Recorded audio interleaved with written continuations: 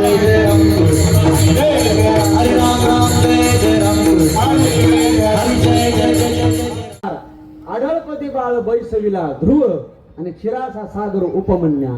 उपमन्यू बाळाला एक वाटीभर दूध पाहिजे होतं, पण एक वाटीभर दूध न देता भगवान परमात्माला वाटलं लोक मलाच नाव ठेवते आणि त्याला मागायचं कळत नाही पण देवाला द्यायचं कळत नाही का. ध्रुव बाळाला वडिलाच्या मांडी बसायचं होतं, महाराज म्हणून प्रार्थना केली. याला उदार म्हणतात, उदार. असे काही काय माणसं उदार असतं तो, आणि काही काही एवढे चिकट आहेत महाराज. किती चिकट आहेत सांगू का तुम्हाला.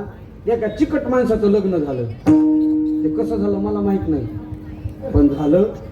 उन्हाळ्याच्या दिवसामध्ये बायकोला मोटरसायकलवर घेऊन फिरायला निघला. सगळे चिकट मनुष्य. आता उन्हाळ्याचे दिवस, 43°C तापमान, तिला लागले तहान. बरं, तिला ह्याचा स्वभाव माहित नाही किती चिकट आहे. ती म्हणले अहो 20 रुपयाची पाण्याची बाटली तरी घ्या. ह्याला वाटलं पाण्याच्या बाटलीला 20 रुपये. तिने आयडिया केली. तो म्हणला 2 किलोमीटर थांब, 2 किलोमीटर वर माझ्या मित्राचं घर आहे आणि तिथं गेल्यावर आपल्याला बासुंदी खायची. हे म्हणले माय बासुंदी म्हणल्यावर माझ्या तोंडालाच पाणी सुटले. हे म्हणलं मग तेच सुटलेलं पाणी पी. नाही लक्षात. एवढे चिकट आहेत काय काय महाराज, किती चिकट आहेत. विनोद काळेला सुद्धा हसले नाहीत एवढे चिकट आहेत. आता याला ह्या माणसाला मागून जमन का. म्हणजे तिथं समर्थही पाहिजे आणि उदारही पाहिजे. लय चिकट आहेत. आमच्याकडे एक माणूस आहे बरं का, नाव सांगत नाही त्याचं. एवढा चिकट आहे, एवढा चिकट आहे महाराज. सगळं धन जमवलं आणि त्याला मुलगा नाही, एकच मुलगी. त्याने विचार केला आपण एवढा चिकट संसार केलाय, मुलीचं लग्न झालं, हे जण कोणाचं होणार आहे. कोणाचं होतंय, जावयाचं होतंय.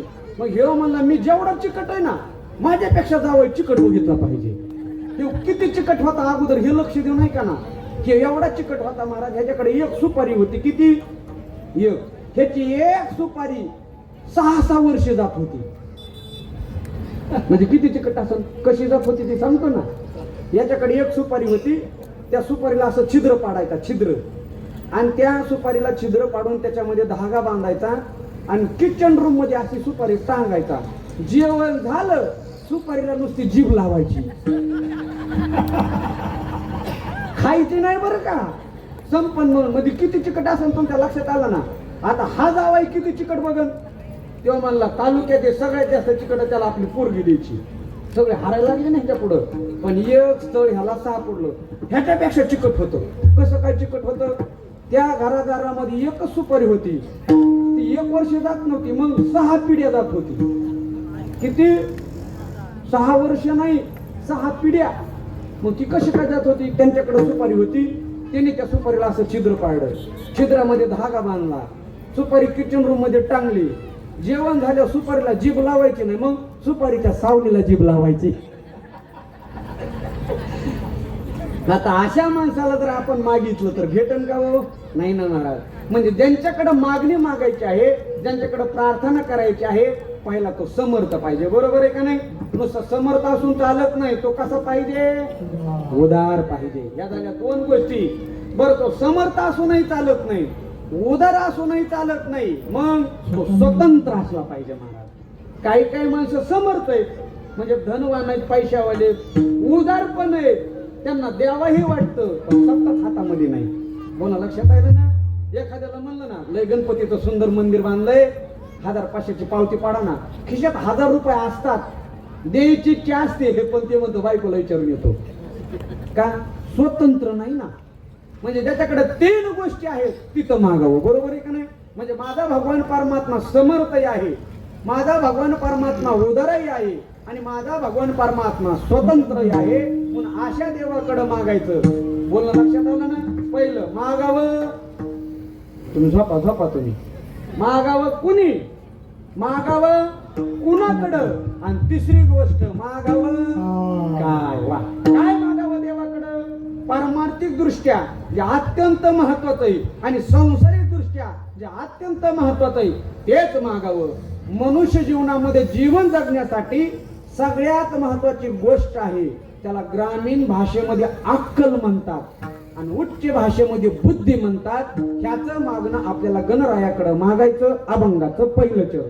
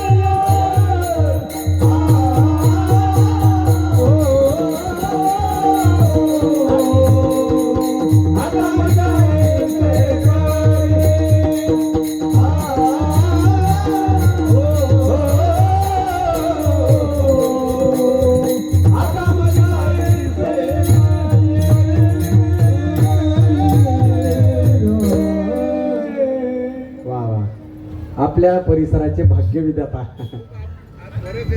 बर बर आदरणीय, मी जे मगाशी 3 गोष्टी सांगितल्या ना साहेब, समर्थ, उदार आणि स्वतंत्र, तिन्ही गोष्टी तुमच्यामध्ये बघा. महाराष्ट्राला लाजेल एवढा आपण राष्ट्रीय कीर्तन महोत्सव साजरा करतात, त्याबद्दल तुम्हाला कोटी कोटी धन्यवाद. साहेबांसाठी एकदा जोरदार टाळ्या वाजवा. आदरणीय पंचकृषी वैभव श्री किसन कतोरे साहेब कार्यक्रमात वा वा वा. पुढल्या वर्षी पण राष्ट्रीय कीर्तन महोत्सव दरवर्षीच असतो. वा वा. पुढल्या वर्षी माझी एक सेवा घ्या. खरंच मग मला माहिती नाही. वा वा वा. साहेबांनी वेळ दिला त्याबद्दल त्यांना धन्यवाद.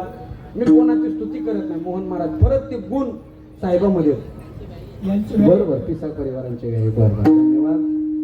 तुकोबारे म्हणतात ना, ते माझे सोयरे सज्जन सांगाते आणि पाय आठवी ते विठोबाचे, ते आमचे पाहुणे आहेत जे पारमार्थिक माणसं आहेत.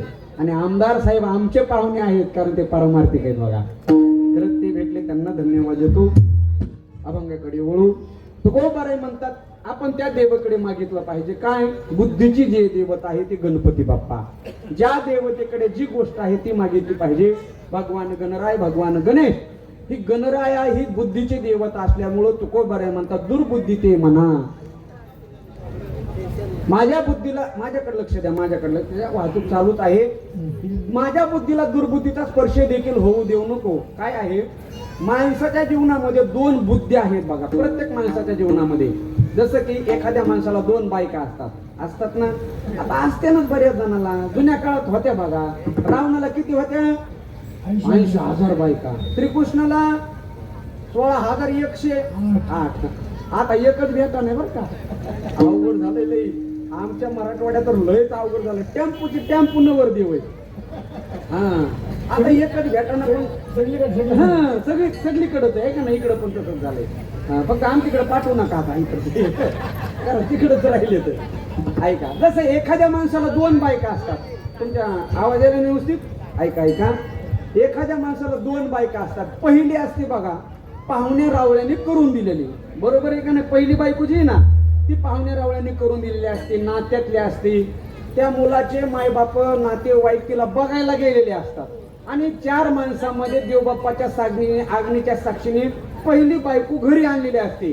पण कधी कधी जी दुसरी बायको असते ना ती पाहुण्या रावळ्याच्या संमतीने केलेली नसते आणि तीच बायको मनाची लाडकी असते. आता मला सिद्धांत असा सांगायचा आहे, ज्या वेळेला माणसाला एखादी गोष्ट ऐकण्याची वेळ येते त्यावेळेला ते मनुष्य पहिल्या बायकोचं ऐकतो का दुसऱ्या? खरं सांगायचं नाही, लबाड बोलायचं नाही. माणूस कोणत्या बायकोचं ऐकतो? म्हणजे तुम्हाला नसून सुद्धा माहिती आहे का नाही. आणि खरंच आहे महाराज, ऐकण्याची जेव्हा पाळी येते ना, माणूस पहिल्या बायकोचं कधीच ऐकत नाही. कितव्या बायकोचं ऐकतो? दुसऱ्या. कारण पहिली जरा शांत असती आणि दुसरी आग्रस्थळी असते. मग नाईलाजाने जीवाला दुसरीच ऐकावं लागतं. अजून सोपं सांगू का? बघा, एखादा व्यक्ती जेव्हा मांसाहार खरेदी करतो, लक्ष नाही का बरं का. एखादा व्यक्ती जेव्हा मांसाहार खरेदी करायला जातो, त्या स्टॉलवर जातो, त्या दुकानावर जातो आणि त्याला त्याची घाण येते महाराज, वास येतो, वास. मग पहिली बायको आहे ना तिचं नाव बुद्धी. मन हा दोघे, बुद्धी आणि दुर्बुद्धी यांचा नवरा मन. मग हा मन मनावाचा माणूस तिकडे त्या स्टॉलवर जातो मांस खरेदी करायला. मग त्याला तो घाण वास येतो, घाण वास. मग पहिली जी बायको ना ती हात खिशामध्ये घालते, असा रुमाल काढते. कोणती? पहिली. तिचं नाव सद्बुद्धी. आणि ती असा नाकाला रुमाल लावते. कोणती बायको? सद्बुद्धी. आणि ती मनाला काय म्हणते माहितीये का? मना ते घेऊ नको रे, घाण आहे, घाण घाण. अरे घरी आणशील शिजून खालशील, तुला नरकामध्ये जावं लागल, पाप आहे पाप ते. पण ऐका, मन घरी आणतं का नाही? बोला की आणत. मन सद्बुद्धीचं ऐकत नाही. मग आता ऐका, पहिले बायको असा नाकाला रुमाल लावते, एक हात कुठं गेला तुमच्या लक्षात यायला बोलणं? एक हात नाकाला गेला, दुसरा हात त्या पिशवीकडे गेला. दुसऱ्या हातात जी आली ना ती दुर्बुद्धी, पहिल्या हातात आली ती सद्बुद्धी. सद्बुद्धी म्हणते नको नको, जेव्हा तुझं पतन होईल ते आणू नको. म्हणून तिला ते वाईट वाटतं, ती नाकाला हात रुमाल लावते. पण दुसरी बायको ऐकतच नाही महाराज. तिथे घरी आणते खाते, त्याला पतन व्हावं लागतं. म्हणून तुकोबर आहे म्हणता, देवा आमच्याकडे सद्बुद्धी आहे ना बा. आमच्या प्रयत्नाने पाहुणे रावळ्यांनी परमार्थाने आम्हाला सद्बुद्धी दिली, पण आता आमच्या परमार्थामध्ये त्या दुर्बुद्धीचा स्पर्शी देखील होऊ देऊ नको, म्हणून दुर्बुद्धी ते म्हणा. माझ्या मनाला दुर्बुद्धी नको. मनुष्य जीवनामध्ये सगळ्यात महत्वाचा घटक आहे, त्याला बुद्धी म्हणतात. बुद्धी. परमार्थामध्ये बुद्धी महत्वाची आणि संसारामध्ये बायको महत्वाची. कोणाला लक्षात येईल ना? माऊली म्हणले ज्याच्याकडे सद्बुद्धी आहे तो या जगातला सगळ्यात मोठा धनी आहे. कारण माऊली हरिपाठामध्ये म्हणतात, बुद्धीसारखं वैभव या जगामध्ये कशातच नाही बघा. बुद्धीचे वैभव अन्य नाही तुझे, एका केशवराजे. बुद्धीसारखं वैभव नाही. धन, संपत्ती, कला, सौंदर्य, ज्ञान, त्या 5 गोष्टी आपल्याला आपल्या सामर्थ्याने आणि आपल्याला आपल्या प्रारब्धाने मिळत असतात. पण त्या टिकवायच्या कशा, ह्याच्यासाठी जे लागते ना त्याला बुद्धी म्हणतात. त्याला आपल्या ग्रामीण भाषेमध्ये अक्कल म्हणतात. बुद्धी म्हणजे लय महत्वाची. असं म्हणतात, एक राजा जंगलामध्ये शिकार करण्यासाठी गेला. ऐका, माझ्याकडे लक्ष द्या. एक राजा जंगलामध्ये शिकार करण्यासाठी गेला आणि मग महाराज राजा दिवसभर इकडे तिकडे फिरू लागला. त्याला काही शिकार भेटली नाही. हळूहळू दिवस मावळतीला गेला. अंधार पडू लागला. राजा जंगलामध्ये रस्ता विसरला, दिग्भ्रमित झाला. राजाने विचार केला, आता गड्या या जंगलामध्ये आता काहीतरी निवारा शोधला पाहिजे. नेमका मुक्काम कुठं करावा? रथ सोडून दिला. जंगलामध्ये काही आश्रय भेटतो का पाहू लागला. तर त्याला एका सामान्य माणसाची झोपडी भेटली. लाकूड तोड्या माणसाची झोपडी भेटली. त्या लाकूड तोड्या माणसाच्या झोपडी जवळ गेला. त्याला सांगितलं, बाबा मी राजा आहे. अहो म्हणला, मी तुम्हाला ओळखलं की. महाराज तुमचं इकडे येणं कसं काय झालं? राजा म्हणला, मी रस्ता विसरलो. आजच्या दिवस मला तुझ्या झोपडीमध्ये मुक्काम करू दे. राजे महाराज तुम्ही का सामान्य आहेत का? तुम्ही का परत येणार आहात का? मग त्या राजाने त्या झोपडीमध्ये मुक्काम केला. सकाळ झाली. सकाळी राजा वापस जायला निघाला. पण राजाला वाटलं ह्याने आपल्याला आश्रय दिलाय, त्याला आपण काहीतरी दिलं पाहिजे. का रे, तू व्यवसाय काय करतो? तो म्हणला, महाराज माझा व्यवसाय लाकडाचा आहे बघा. म्हणजे मी लाकूड तोडतो आणि लाकूड तोड्या माणूस आहे. ह्याला राजाला वाटलं ह्याचा व्यवसाय जर लाकडाचा आहे, जा म्हणले तुला माझ्या राज्यातलं 5 एकर चंदनाचं वन देऊन टाकतो. कशाचं वन दिलं? चंदनाचं. चंदन माहिती ना तुम्हाला, ज्याची किंमत तोळ्यावर आहे, जे सोन्याच्या भावामध्ये विकलं जातं, ते चंदनाचं. किती एकर वन दिलं? 5 एकर. 5 एकर. महाराज लाकूड तोड्या खुश झाला. राजा निघून गेला. 4-5 वर्ष गेले. 4-5 वर्षांनी राजाला सहज वाटलं, चला 5 वर्षापूर्वी एका माणसाला आपण 5 एकर चंदनाचं वन दिलं होतं, त्याची किंमत तोळ्यावर आहे महाराज. आज त्याचा VIP बंगला झाला असेल, गाडी झाली असेल, त्याच्याकडे नोकर चाकर असतील, आपण पाहायला जाऊ. 5 वर्षाच्या नंतर राजा जंगलामध्ये आला तर परिस्थिती जशाला तशीच. परिस्थिती बदलली नव्हती. अरे म्हणला, मी तुला 5 एकर चंदनाचं वन दिलं होतं, तुझी परिस्थिती बदलली. तू नेमकं काय केलं? तो मला, महाराज तुमचे माझ्यावरती किती उपकार आहेत. पहिलं मला रानावनामध्ये जावं लागायचं. ते लाकडं तोडवायचे, ते लाकडं वाळायचे, ते जाळायचे आणि त्यांचे कोळसे करून बाजारामध्ये विकत होतो. आता तसं करत नाही. मग तुम्ही जे चंदनाचं वन दिलंय ना, ते लाकडं तोडतो, जाळतो आणि कोळसे करून बाजारात विकतो. कशाचे? राजाने कपाळ हात हाणून घेतला. म्हणला, मूर्खा किती झाडं राहिलेत? म्हणला, आता 4-5च राहिलेत. ह्याला 5 एकर चंदनाचं वन भेटलं होतं, पण ह्याच्याकडे काय नव्हती? बुद्धी. वापर कसा करावा ह्याला अक्कल लागते महाराज. ती बुद्धी नव्हती ना. म्हणून मनुष्य जीवनामध्ये सगळ्यात महत्वाचा घटक आहे, त्याला बुद्धी म्हणतात. बुद्धी. म्हणून गणरायाकडे प्रार्थना करायची, हे देवा माझ्या मनाला दुर्बुद्धीचा स्पर्श देखील होऊ देऊ नको. ऐका, आता माझ्या प्रेमाने, माझ्या प्रारब्धाने आणि माझ्या भक्तिभावाने मी माझ्या हृदयामध्ये सद्बुद्धीला जागा दिलेली आहे. दुर्बुद्धी येऊ देऊ नको म्हणण्यापेक्षा एक काम कर ना, आता सद्बुद्धीच्या शेजारी गणराया तू स्वतःच येऊन राहा. अभंगाचं 2रं चरण. आता